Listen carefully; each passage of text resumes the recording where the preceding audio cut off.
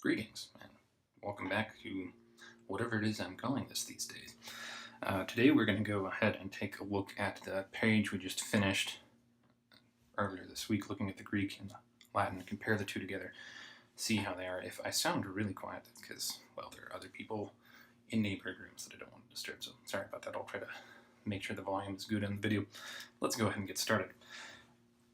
Here in our Greek, the first clause that we have is but.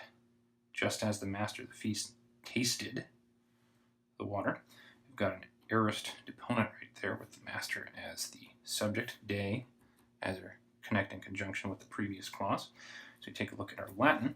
We've got gustavit, which is perfect tense. And if you recall, that is the equivalent of the aorist. So those two go together. We've got autem and de, and those two, Jerome, or whoever our translator is here, uses this one quite frequently when the Greek has de, so that's good. Ut and hos are basically the same word, so that's good. Subject and subject, water as our direct object, so far so good. Moving on in there, we've got having become wine. We've got a perfect deponent participle here from genomai, or, no, that's a different word. Now I don't remember, but anyway, that verb right there, we've got a perfect passive participle here, so those two work together, same tense, that's good. Moving on, then we've got and he did not know from where it is. We've got a pluperfect tense right here and a present for that. Taking a look at the Latin, we've got he was not knowing whence it might be. So we've got an imperfect for this verb right here, which should actually be pluperfect. So there's a slight problem right there. We've got a different idea of aspect. The pluperfect here would usually indicate that this is completed action further in the past, plusquam perfectus. That's what that tense is.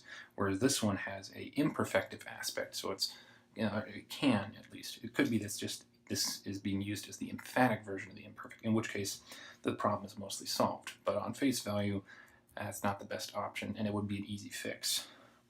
Unde and pothen, those have the same meaning, so that's good. And then esset here is imperfect and subjunctive versus the present right here. Now, this isn't actually an issue because in Latin we've got something going on which the Greek doesn't have.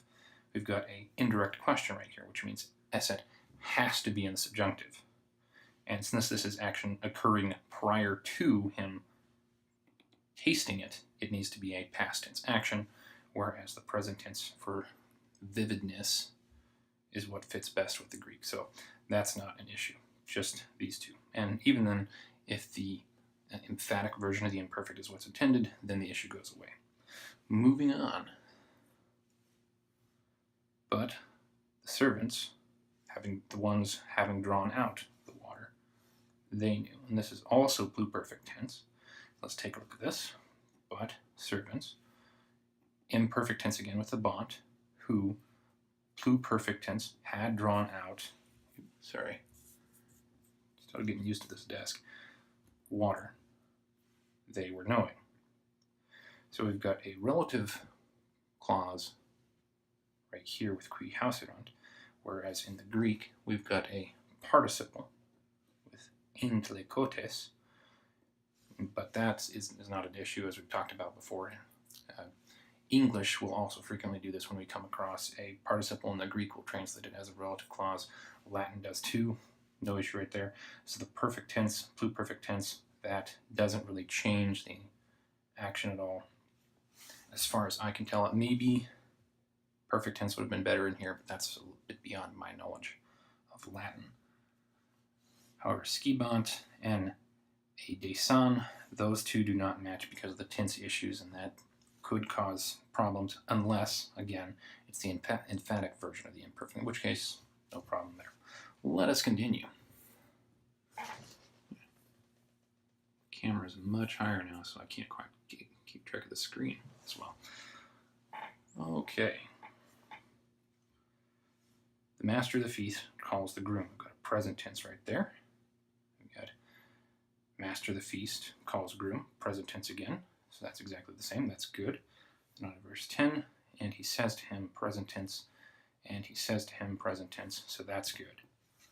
Every man puts places, present tense, first as an adverb, the good or beautiful wine. And then we've got every man, puts or places, present tense, adverb first, the good wine. All right, so we don't have the type of adjective in Latin which would allow for either good or beautiful. We just have good here in Latin. But since good is probably what's intended in the Greek, that's okay. Thinking about it, I think beatus might be the proper adjective to get across the idea of beautiful, but I might be wrong there. And even then, since it wouldn't fit for it to be primum beatum vinum, it would just be a little bit weird. Moving on. There we are. And when they have become drunk or are inebriated, the inferior with an implied they drink right there. And then in our Latin, and when they are inebriated, then it, which is inferior. So we've got another sort of relative clause right here with quod deterius est. That's just the way that the Latin's going to do it. No change in the sense there or the meaning, so that's fine. And we've got perfect tense here with inebriati. And then here in the Greek, we've got aorist passive with hotan. And cum here, and this is subjunctive, so we've got two subjunctive clauses, so that's good. Cum giving us temporal, and hotan also giving us temporal, so those two match up, that's very good. And finally, the end of this verse, you have kept the good wine until now. Perfect tense right there. And, but, you have kept perfect tense, good wine until now. Perfect and perfect, so that's good. We don't have the word for but in here anywhere in Greek, so that is a bit of an issue, going a little bit more than the Latin should, I think. But not too huge. It's not changing the meaning of everything going on here. So we don't have a big problem. Good wine, exact same thing. Usque ad hoc, until now. Heios adti, until now. Those are the exact same meaning. So our Latin's doing pretty good.